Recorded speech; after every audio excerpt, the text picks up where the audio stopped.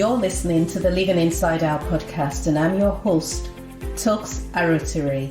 This is episode 78.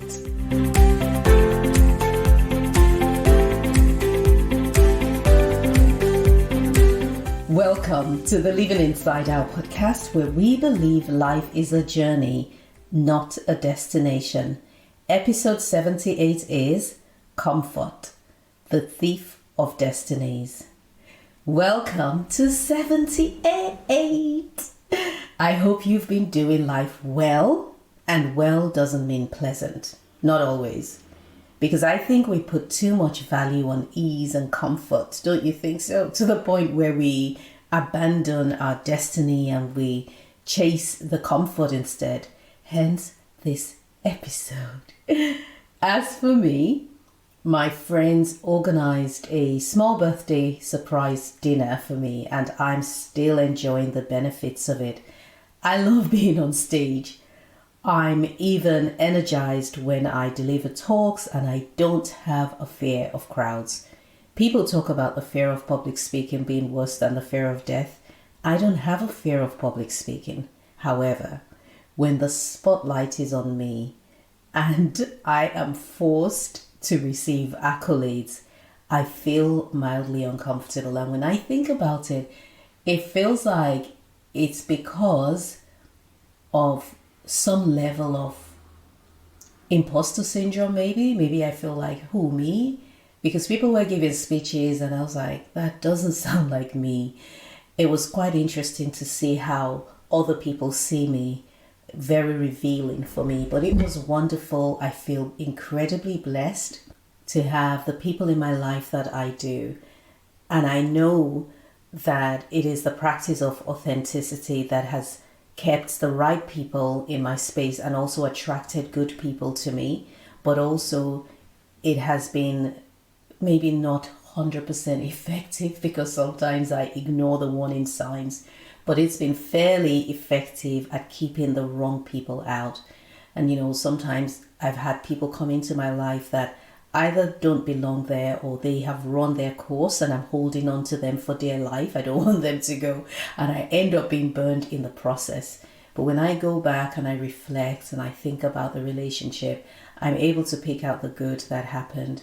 But I'm also able to see when it came to an end. But yours truly was forcing it to remain, and I ended up paying the price as well. So obviously not everyone in my life was present to celebrate because it was a small space and it was a surprise. I didn't have that level of control over it, even though I knew what my friends were up to. I am so thankful for the people in my life. I'm thankful for you because even though it is a podcast, I'm very much a one-way street here where I can't hear you or hear you speak or hear your thoughts or whatever. I recognize the value that you have placed in this podcast, and that is my soul, that's me bearing my soul. And so I am blessed by you. You have given me the opportunity to speak into your life and to live out my purpose, because this is exactly what I'm supposed to be doing. So thank you. So 3 weeks ago, I began a series on navigating trials. The first was episode 75, which was Making Peace with Trials. And it came after my conclusion that we all have some type of difficulty that we're facing. It isn't all the time, but we all face something some of the time. Would you agree? Good. Some people say life is half good and half bad, or half positive and half negative, and it helps us to stay balanced. I don't know. I don't know that I believe that exactly, but I know that everyone deals with challenges. So if that's the case, it makes sense that we accept the reality of an imperfect life. And if God saw it fit to allow us to live with uncomfortable situations, then it follows that we are actually able to do so as well. The next one in the series was episode 76, which was Building Resilience by Adopting an Immigrant Mindset. I loved recording this one. I love telling stories that inspire, and I got to tell the story of Andrew Lee, the founder of Sugarbowl Bakery in New York. So my former manager is from Portugal, and her ex was headhunted to work in restaurants in the UK as a porter. Yes, a kitchen porter. I know. I was confused too. But it's because the Portuguese are incredibly hardworking, and they are known to take on some of the most tasking jobs which is found in the food industry.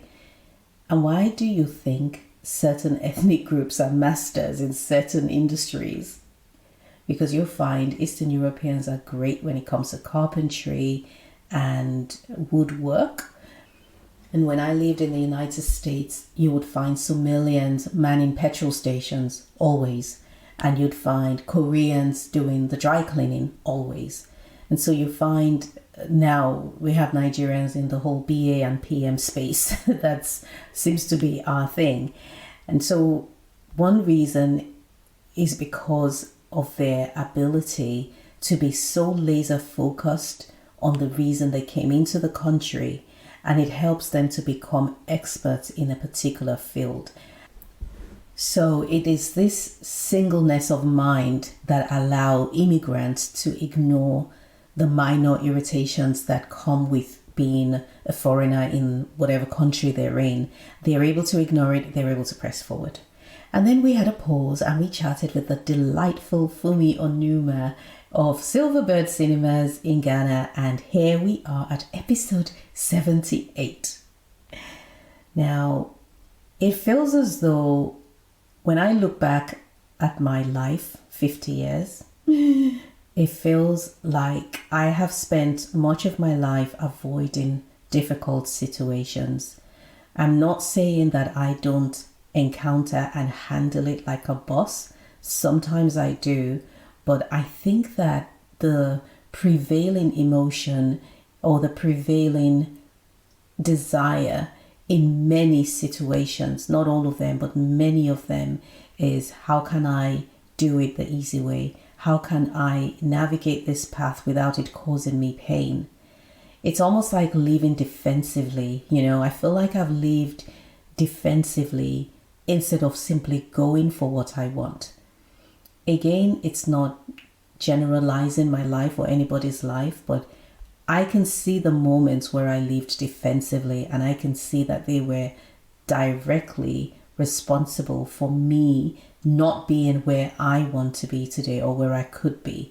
And I am thankful for my journey thus far, but I have got to be honest with myself and sit back and look and say, why is your life not fully reflective of the picture you have in your heart? And I think that's a healthy exercise to do, because we need to find out why. And so my birthday came with a sense of urgency, almost like I've coasted for so long and now I've got to play catch up. And when I peel back the layers to uncover why I had been coasting, knowing fully well that our time on earth is limited, it is because I thought I was here to have a good time. I felt like life is just supposed to be life, and yes, you do the good things and you fulfill your purpose and you do all the stuff you're supposed to do. But generally, I want to protect myself from pain and from difficulty. So many of us don't consider the word purpose without seeing it as pleasant. We tend to associate it with contentment and I finally arrived and wisdom and I'm living my best life and using my gift in the process. I think a lot of people see purpose fulfilling as being the same as goal achieving. But you see, our purpose must tick 3 boxes. 1, glorify God. 2, help those in our space. 3, grow us in the process. The reason we avoid difficult situations is because at the forefront of our mind is not purpose. At the forefront of our mind is comfort. And when comfort is your goal, you will step off the path to your purpose as you go in search of ease. Now, if you feel that you've been going around in circles and you can't figure out why, it may be time to sit with yourself for a minute and ask that powerful question. Am I running away from pain? Am I chasing joy? Because neither of those paths will lead to your actual destination. There is an episode, I want to say it's episode 6, called Emotional Decision Making, Joy or Pain. Something like that. But I think it's around episode 6, maybe 6, 7, or 8. When comfort is your goal, you're going to find yourself avoiding anything that is inconvenient for you. And I'm not just talking physical, but mental and emotional as well. It means that there are thoughts that you will refuse to engage with because they're uncomfortable. They be uncomfortable. So for quite a few months, I have needed to make some drastic changes to my business, but I didn't do it because it would involve letting some members of staff go. And, I not only had a great relationship with them, I also happened to be a recovered people pleaser, but once in a while, the thing shows up again. It kind of shows its head. And I didn't want to deal with the unsettling conversation and possibly accept the disappointment or maybe even anger that would have been geared towards me. So instead, do you know what I did? I worked my butt off to force open spaces that had since closed. And as a result, I suffered and the business also suffered. Now, maybe you have been in the same shoes as me, putting up with an unhealthy relationship because you don't want the discomfort of a breakup conversation, or allowing people to walk all over you because you don't want to displease them by standing your ground. Or maybe even you don't want to be the source of their discomfort. In the past, I've had to make changes that affected people, and I have always found it uncomfortable.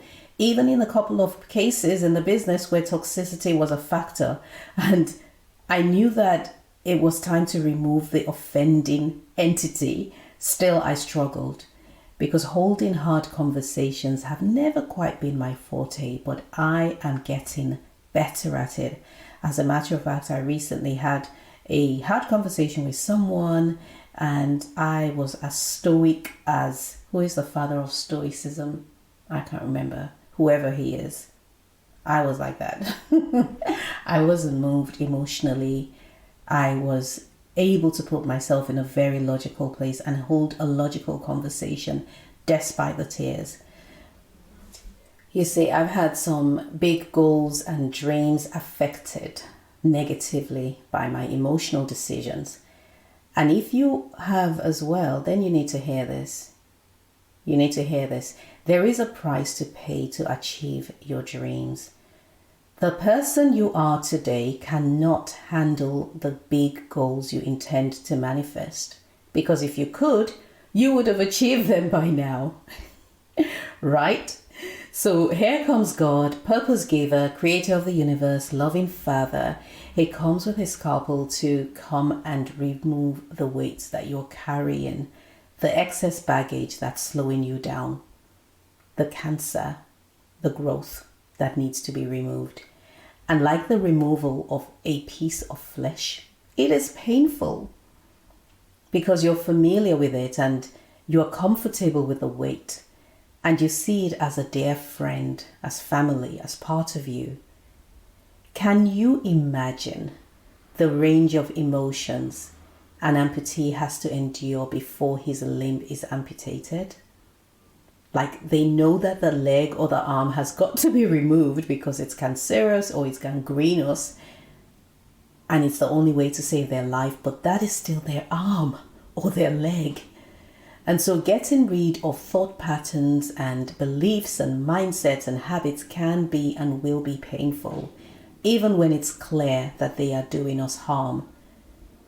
Once the offending part is removed, it stops sucking time, space, and energy meant for soaring, and you can finally fly. The price to pay, needless to say, is not pleasant, but that's okay because it will save your life.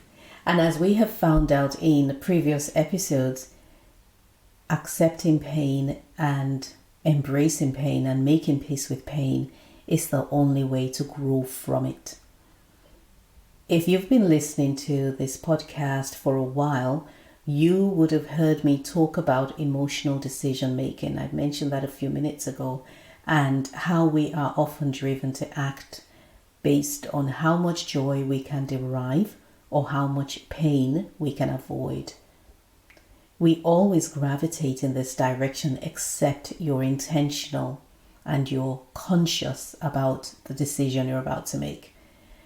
And when we are given options, we generally want to know what the easier, quicker route will be, but one that will also give us the best return. And it's just human nature.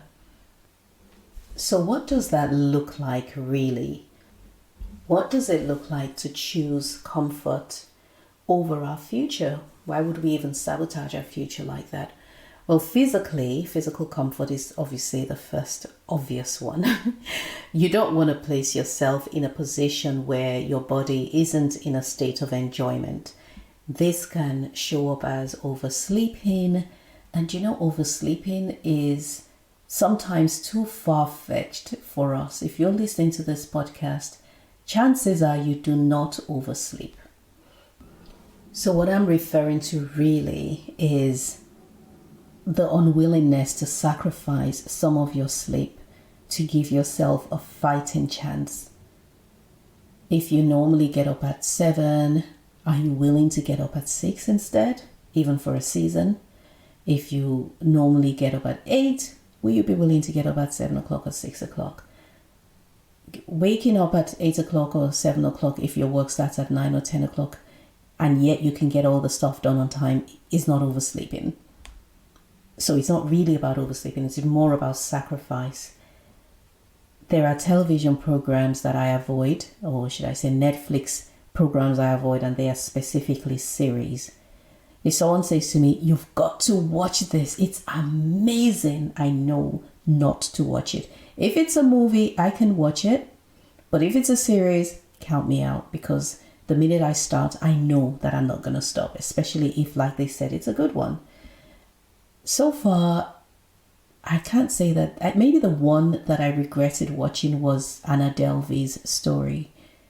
It just didn't sit well with me and I couldn't stop watching it. But there's been others I've watched and I have zero regrets about it, but I don't want to regret, so I just avoid it completely.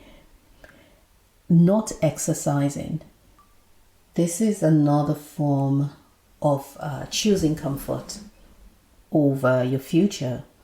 You might be healthy. You may have a normal blood pressure, thank God. You may be able to get to your bus stop or run for the bus if you take the bus without panting. You can do normal things and all of that stuff. But we still need exercise. And when you avoid exercise and you choose to coast because you have not been diagnosed with something serious, that is choosing comfort. Eating the wrong foods. Oof. For me, that will be fried plantain and eggs. That's my favorite meal in the world. Eating the wrong foods because you don't want to deny your body its cravings. And then we've got the emotional comfort. And this one is more insidious because many of us are used to living primarily by our senses. We react to what we see or hear and pay more attention to the body than we do to the mind. So this shows up when you arrive at an uncomfortable thought or an uncomfortable thought makes its way into your mind. What do you do with it? Because what you do will determine the outcome. Do you distract yourself from it by immediately thinking about something else? I know I do that.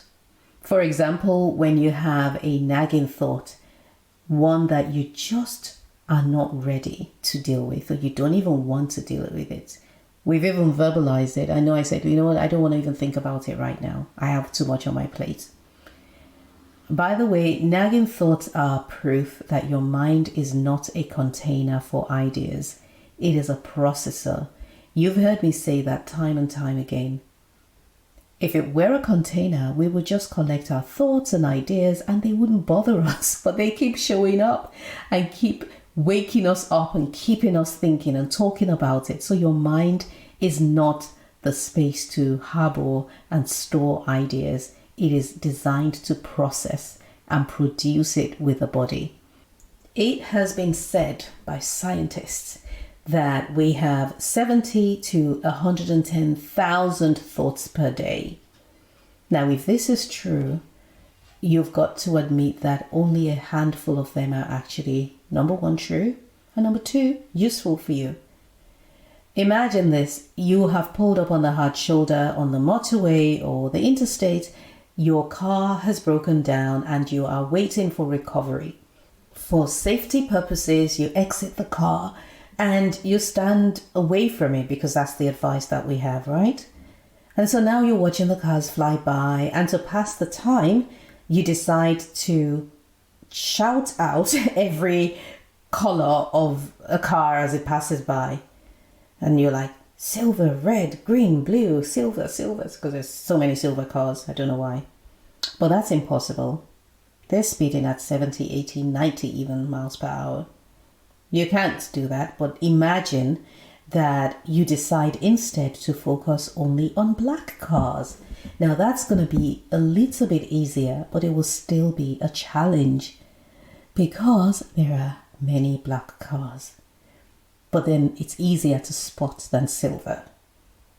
Now, if you decide, however, to feature on gold cars, one of my neighbors at the shop has got, she blings out her cars. Her name's Daria. She's fairly well known, and her cars are always covered in thousands of Swarovski crystals. And she had a gold one once. Or maybe she still does. But if you decide that you're going to focus only on gold cars, which are rare, it's going to be a lot easier. But then it also takes intention because it means deliberately ignoring the hundreds that are not gold. And that's what it looks like when you become intentional about your thoughts. But then not all thoughts will be pleasant. And what will you do with the unpleasant ones? Listen, we've got to learn to be comfortable with processing unsettling thoughts if we're going to get to the other side. Because every thought that is designed for us to process carries vital information that you will need for the next stage of your journey.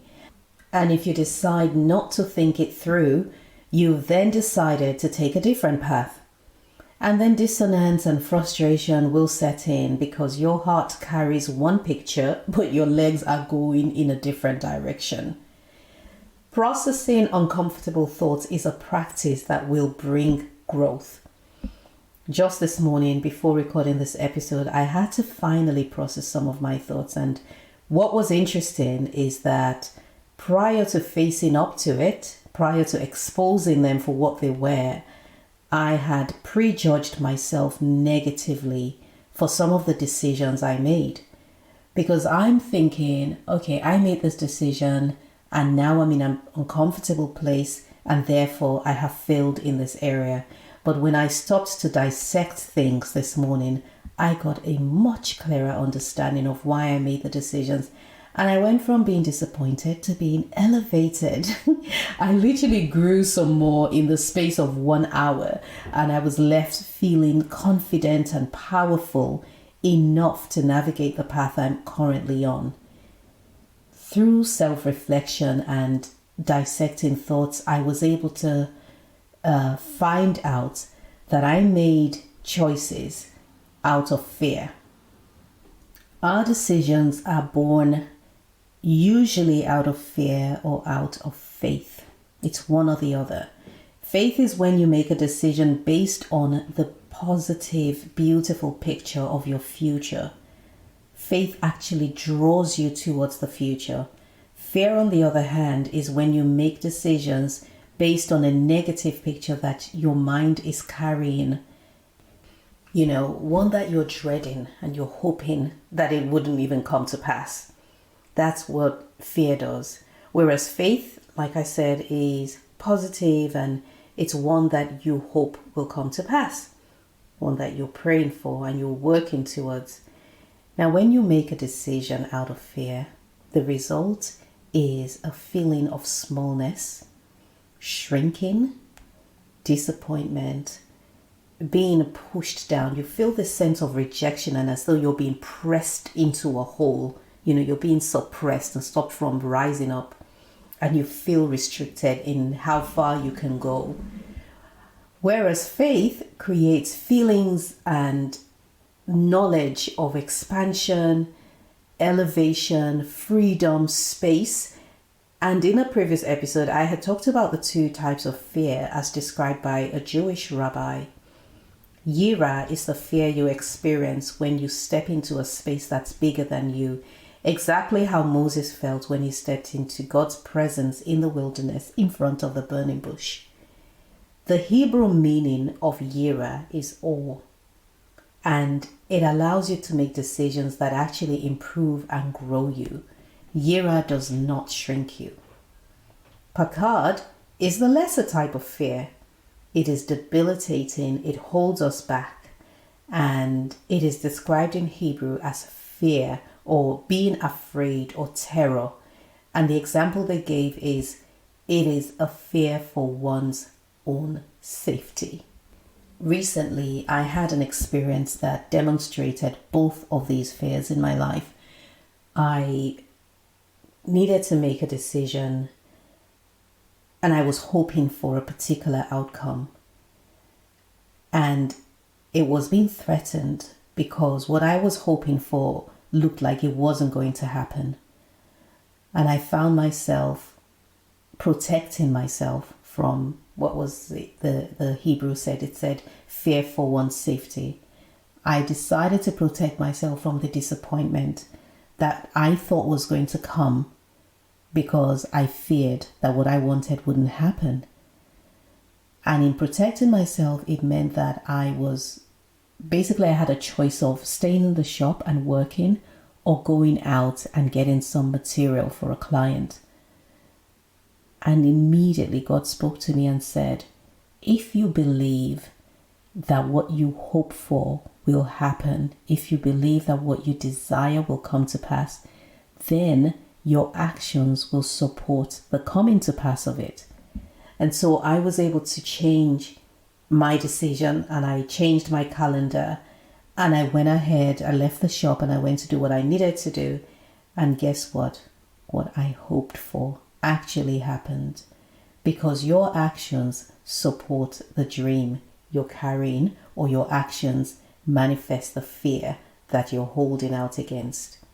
For more on fear, check out episodes 32 and 33 and 34, where I did a series using our physiological response to danger to explain and analyze fear. And on that note, if you feel you want to change the way you think and you know you're capable of so much more, but then you feel stuck and all of your abilities and capabilities and your gems and precious gifts are just hidden inside of you, you are experiencing limiting thoughts, because it is our thoughts that decide the trajectory of our life. So action is essential, action is necessary, but you will only do that which you have thought about. Now, imagine that your mind, which is a processor, has a fertile ground and your thoughts grow from that ground. But then over the years, that ground has been layered with false thoughts and conversations and experiences. And it has become a false ground. It's become a different type of soil. your thoughts are going to grow from that soil. And this is where limiting thoughts come from. When you say, I can't do it, you have a desire for something and yet you believe you're not able to do it, that belief is a limiting thought, because the fact that you had the idea and the desire and the imagination means that you are capable, because they didn't come on their own. The picture did not show up on its own. It came with its own ability to manifest itself. Just like an orange seed has everything it needs inside of it to become a tree. I want to help you. I want to help you unearth that false ground. Remove those mindsets. But first you have to even know what they are. And that's what my Get Unstuck Mindset Mentoring program is all about. I ran it at the end of last year and running it into this year with a group of, I think, 6 or 7 ladies. And it was absolutely amazing. And the feedback, not surprisingly, was very good. Now, it's not for everyone, because you've got to even recognize in the first instance that you need this type of help. Not everyone does. You've got to recognize that you need this type of help. You have to recognize and acknowledge that you've got the power and the ability to navigate your own path. But you've also got to be ready to do the work. And it's not pleasant work. It's uncomfortable work. It's not about gaining knowledge. You know, if you're looking for a program that's going to motivate you and give you knowledge, I wouldn't quite say that this is it, because you're already getting that from the podcast. And in this day and age of ChatGPT and Google and everything, knowledge isn't lacking. It's very easy to get knowledge, and it's free. All knowledge is free, just about. So it's not really about gaining knowledge, and it's not about motivation either, because motivation works best when it's intrinsic, and motivation is not really that hard. The reason we get motivated is because we need to get motivated is because we live in a fallen world, and there are things and situations and circumstances that are clamoring for our energy and our attention and our peace and our joy. And if you can just change your environment, or change how you see your environment, or increase the level of joy that's within you, or the inspiration that is within you, and your inside becomes more effective than your outside, then you will be motivated. It needs to be done daily. You can do that by listening to talks by people like Tony Robbins and the rest of them. So this is not really a motivation program. This is more like an unearthing the mind program. It is deep work. It is not entirely pleasant. The feedback during the course that I ran last year was discomfort. There were some tears, but it's all good stuff. There's absolutely no way that you can keep doing the things that you do every day, doing the same thing, and then one day, bam, you're going to get a different result. It doesn't happen. It's not going to happen. I'm 50, and I don't even know how I got to 50. I'm like, life just sped by, but I am so thankful that by God's grace, I still have some years ahead of me, and in good health too. And I'm thankful that everything that I need, which is the same as you, I already have. I think that it would be such a shame to get to the end of one's life and look back and say, wow, it was so easy. All I needed to do was change my thoughts. But if you are seeking comfort, if you're leaving to have a pleasant, pleasurable life, which will come anyway, but if you're chasing it you may find a level of comfort, but it's going to be temporal and it's going to be conditional. And the only way it will remain is if you keep chasing that comfort.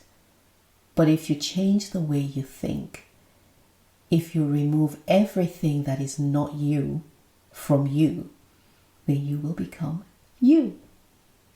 If you want to learn more about the Get Unstuck Mindset Mentoring Program, head to my website, talksarotire.com, or you can send an email to PA, that's Papa Alpha, at talksarotire.com, or you can send me a DM on Instagram. I'm on Instagram frequently, and I'm also on Facebook, and I'm on LinkedIn.